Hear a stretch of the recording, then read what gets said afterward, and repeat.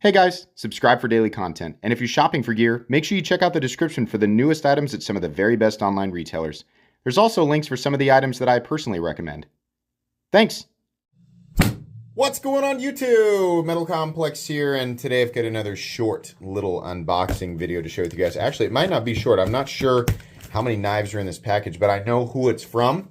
I know it's more than one. So let's go ahead and get in here. I think everything in this package will actually be available right now. So as per usual, I will make sure that there are links for each individual knife right down in the description. It does help my channel when you click on those links before you buy something, but that is entirely up to you. Thanks so much to my patrons for supporting me. And please make sure to follow me on Instagram at metal_complex. Okay, what do we got? What do we got? What do we got? Let's see here. I think these are all new, 2023. You guys are probably watching this in October. So yeah, these are all going to be new for October. We got two. Okay. One slightly heavy and one a little bit less than heavy. So we have two Kansept knives here. And I think I actually remember which, there we go, sorry. Just packaging wasn't wanting to release it. I think I remember the model, at least one of the models that they sent. So let's see. We have the Street. Kansept Maker is the designer. Okay. And then we have the Baku. CPM S35VN. Okay. I want to open this one first. Let's see. Get through the packaging there. Oh boy. Ooh. This is a... Yeah, I like Kansepts. Okay, yeah, actually, what am I saying? I think I am actually somewhat familiar. Have I reviewed the Street? I just don't remember. So, Kansept, the way that they do their Damascus, the pattern is really, really nice now. It's almost like a gray. We've seen this before in another recent Kansept unboxing, but the Street feels incredibly familiar. I think I might have reviewed this model, but certainly not in this form, which actually looks really nice. The combination of the shred carbon fiber and the Damascus, which is almost certainly a 9CR and 10CR combination. I think that's kind of the go-to. Not going to be as premium as Damas steel, but it will certainly be functional. Not just something pretty to look at. It will absolutely perform, at least as well as 9CR 18MOV, which is fine. Considering the materials here, and that we just have lipped liners, I would bet the price is pretty fair on this. Yeah, pretty cool. So, Street, which I think is the name of the model, and truthfully, I dislike that when they put that on the blade. I'm trying to figure out who the designer is, but I can't. Oh, it's actually Kansept Maker. That's actually the name of the designer.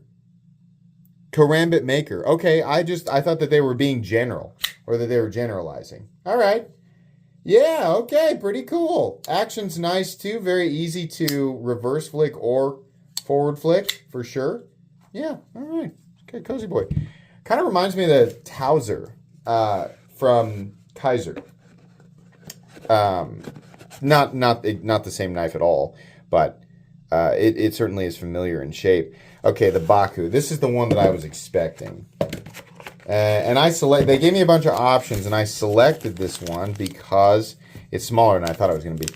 I selected this one because I like this material, especially when it's surrounded by black. I don't know what it is about the copper carbon fiber sort of Damascus material, or it's made like Damascus, or well, it's layered to have the appearance of Damascus. It's just made with copper and carbon fiber in this case. I don't know what it is about the material, but I just really like it.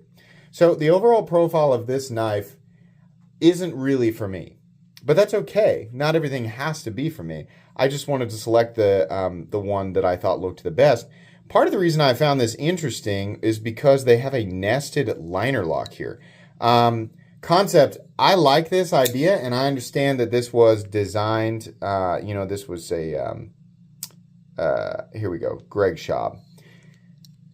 This was a design choice, most likely, from the designer, but doing more of these nested liners like this is a really good idea. I don't know if that's steel or titanium. Why is that a good idea? Tell us why. Because especially on something that's this narrow, the amount of surface contact you're going to get from a frame lock is almost exactly the same. Almost exactly the same, all things said and done, right? Because when it comes down to it, it's just that amount of contact mess right there on the tank. That's what's locking your blade out. And if this were an exposed frame lock, I can almost guarantee it would still be exactly the same. So you have this nested, and you don't have to search for the right place to put your index finger and your middle finger while you're using that thumb stud, right? You don't have to worry about putting too much pressure on that lock bar, which is the case with an exposed frame lock sometimes.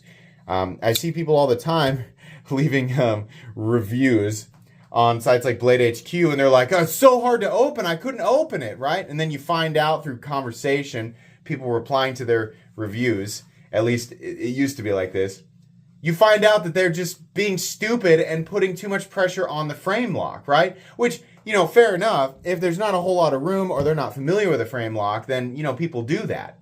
But some people will go as far as to leave a negative review as if it's a design flaw and just not understanding you can't squeeze on the frame lock while you're deploying it.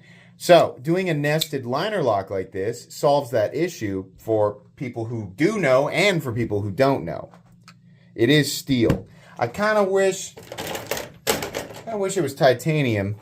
I also wish that I could find my flashlight. There we go. Yeah, I was looking for a steel lock bar insert. It's just a steel, liner lock there. But you can see it goes all the way down, and then there's how it attaches right here. What is this little... What's that little gold thing right there? It must be the screw. Yeah, okay. The standoff barrel, something like that. So we have sort of gold.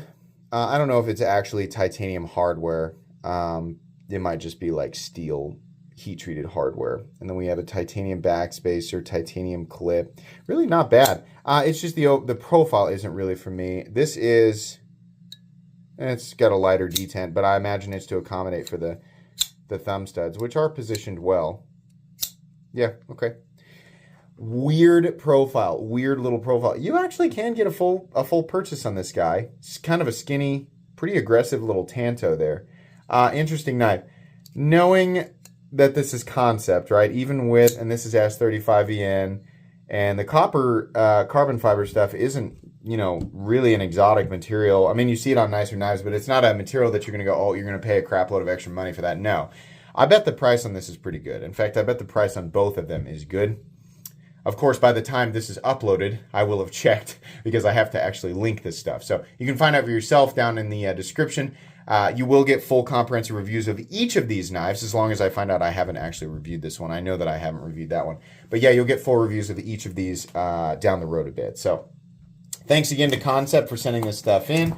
Please make sure to follow me on Instagram at metal_complex. If you enjoyed this video, leave a like. If you'd like to check out my other content, I do, of course, have lots of videos of knives that are either expensive or inexpensive that I do or don't like, so check those out. And if you enjoy all my content, go ahead and click on that Metal Complex logo right there and subscribe because there's definitely more coming. Thanks again for watching, everybody, and have a great day.